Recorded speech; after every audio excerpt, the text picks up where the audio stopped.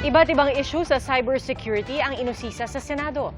Kabilang dito ang pang-hack umano sa cellphone gamit ang pampublikong Wi-Fi.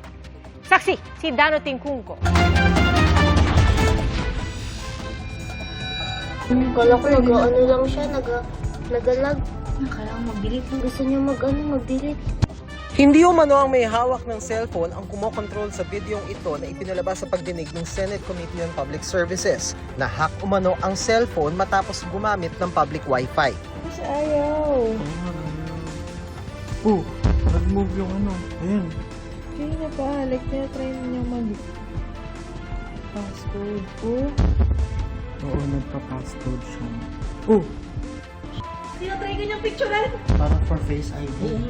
Binasa rin sa pagdinig ang pahayag ng isa umanong nahack. The hacker even tried to access my camera. Dobleng nakakatakot na yun. Finally, I was able to access the touchscreen after many attempts and was able to turn off my phone. And when I turned on my phone again, na-change niya ang Face ID ko. So I disabled that na lang and then changed all my passwords. And good thing, my bank accounts were not compromised. Inusisa tuloy kung kumusta ang paghahanda at pagsigurong ligtas ang internet lalo't malapit na ang eleksyon. We actually deploying yung mga SOC, yung mga mobile SOC po para ma-maintain po yung Mobile Security Operations Center. Para ma-maintain po yung ma-monitor po yung security and integrity po ng transmission po. In terms of sa internet po katulong po namin yung telco. Meron po mga parang database po. Ito yung listahan ng mga websites na na malicious, then ibablock po ito automatically para hindi na ma-access. Inungkat din ang pag-hack umano sa website ng Malacanang. Nire-refresh po yung systems po. Kumbaga pinapalitan siya regularly para yung sistema po is updated po in terms of security po. Then number 2 is yung compliance po sa standards po. Pati ang pagpapadala ng links sa text ng mga nagpapanggap na bangko o telco para makuha ang impormasyon ng nagbukas ng link. Kung minsan na isisingit ito ng scammer sa mga text ng mga legit account gamit ang isang device. Si NPC po, merong kumbaga continuous yung collaboration with PNP din po. Dahil may nahuli po silang that kind of device. Para sa GMA Integrated News, Dano Tingkungko ang inyong saksi. Ipinaliwanag ng National Grid Corporation of the Philippines o NGCP na nagmahal ang paggawa ng kuryente simula na magkaroon ng Ancillary Service Reserve Market o bentahan ng reserbang kuryente. Sabi ng NGCP, 23 centavos per kilowatt hour ang reserbang kuryente noong January 2024. Tumaas ito sa 59 centavos per kilowatt hour nang magkaroon ng reserve market noong February 2024. Ganito na raw ang singilan sa ancillary service na dati halos hindi maramdaman sa electric bill. Iginit din ng NGCP na walang banta sa seguridad ng bansa ang partisipasyon ng gobyerno ng China sa kanilang operasyon. Tatalakayin po sa pulong bukas ng China at Pilipinas ang tungkol sa monster ship ng China Coast Guard na nananatili sa ating exclusive economic zone. Sa pagdinig naman ng Senado, lumalabas na Chinese-made ang submersible drone na natagpuan ng mga mangingisda noong Disyembre sa dagat ng Masbate. Saksi, si Mav Gonzalez.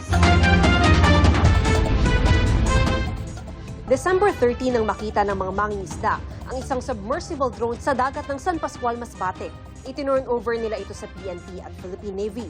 Pagkumpirma ng PNP Maritime Group, it is a Chinese-made submersible drone. Sa ating commercial enterprises, wala namang gumagamit ng ganitong submersible drones. That's why we surmised that this is not commercially available but of a military grade. Nang pagkumparahin ng Senate Special Committee on Philippine Maritime and Admiralty Zones, lumabas na kahawig ito ng isang Chinese Sea Wing High Glider.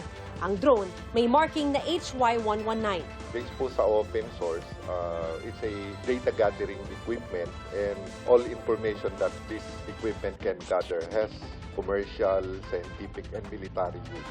It can conduct mapping of the subsurface. All of those are important for any countries that has subsurface capability, subsurface warfare capability.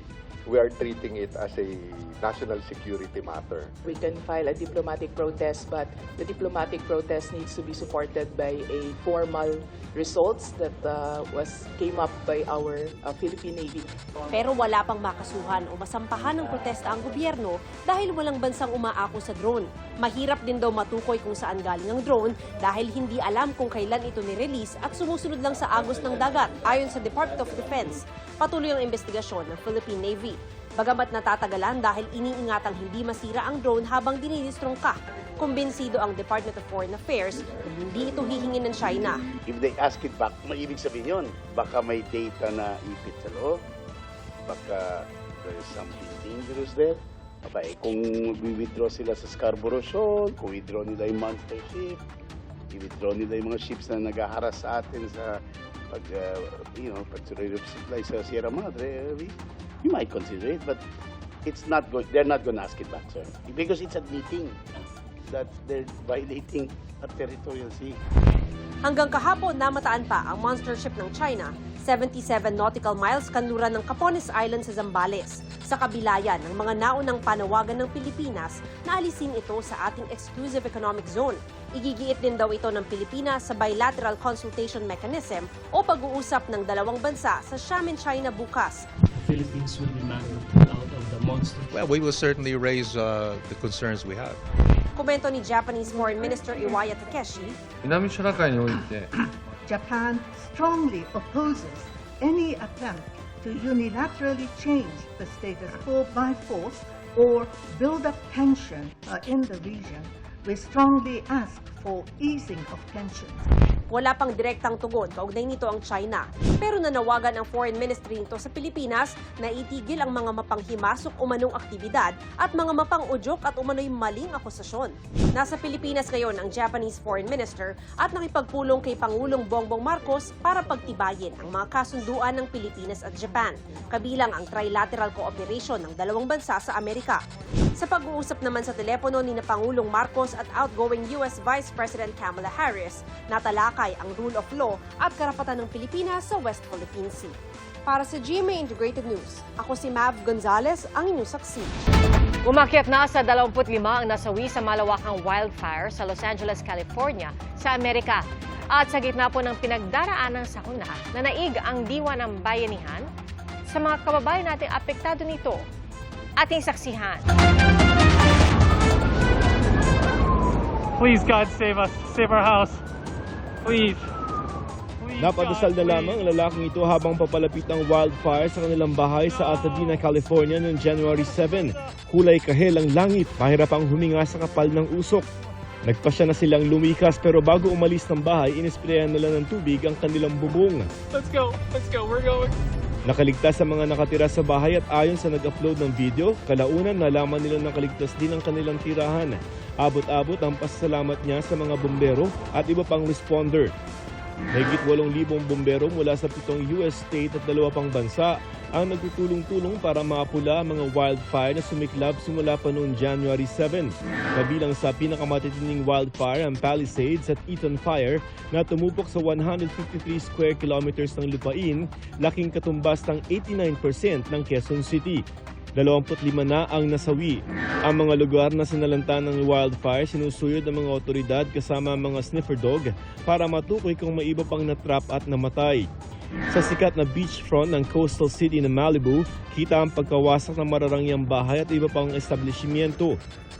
Ang ilang komunidad na hindi pa inaabot ng wildfire na kulay pink dahil sa ibinuhos doong fire retardant para mapabagal ang pagkalat ng apoy.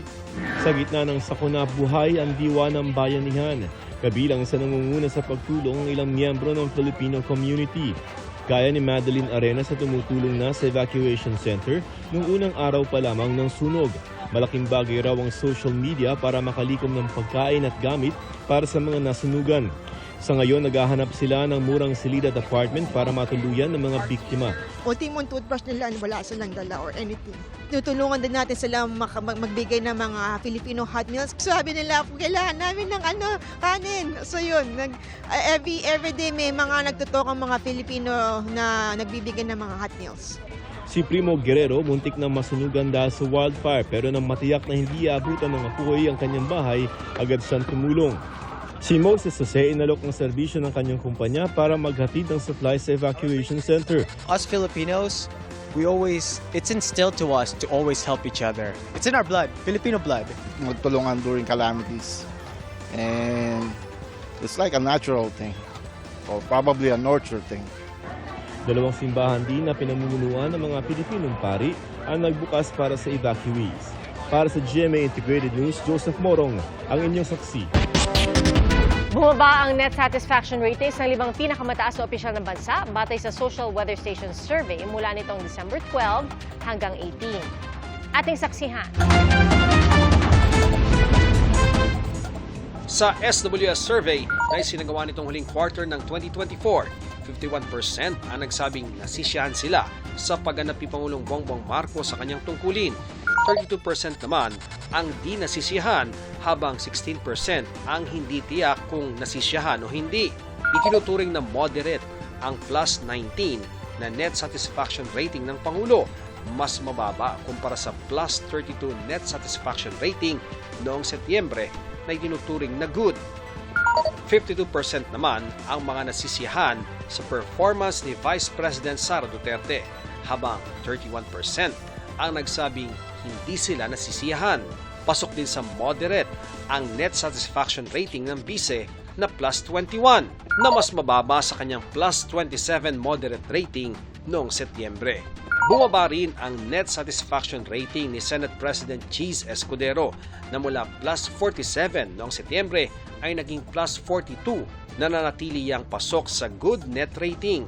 Wala naman sa plus 20 na moderate net satisfaction rating ni House Speaker Martin Romualdez ay naging plus 9 ang kanyang rating na itinuturing na neutral.